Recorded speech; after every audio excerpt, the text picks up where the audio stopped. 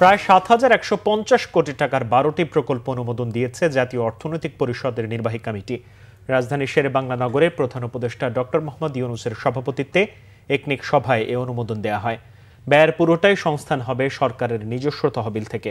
এর মধ্যে ৮টি নতুন প্রকল্প, সংশোধিত প্রকল্প ২টি এবং ব্যয় না বাড়িয়ে মেয়াদ বাড়ানো হয়েছে ২টিতে। এর মধ্যে সাতক্ষীরা জেলা গ্রামীণ অবকাঠামো উন্নয়ন প্রকল্পে ১,৯৩০ কোটি, গাজীপুর কৃষি বিশ্ববিদ্যালয়ে অবকাঠামো উন্নয়নে ৫৬৭ কোটি টাকা, ঢাকা সোহরাওয়ার্দী উদ্যানে স্বাধীনতা স্তম্ভ নির্মাণে সংশোধিত প্রকল্প, পরিবার পরিকল্পনা অধিদপ্তরের পরিবার পরিকল্পনা, মা, শিশু ও প্রজনন স্বাস্থ্যসেবার অসমাপ্ত কার্যাবলী বাস্তবায়নে সংশোধিত প্রকল্পে ১,৬৬৩ কোটি, স্বাস্থ্য অধিদপ্তরের আরেকটি প্রকল্পে ১,৫৪৬ কোটি টাকা বরাদ্দ অনুমোদন করে একনেক।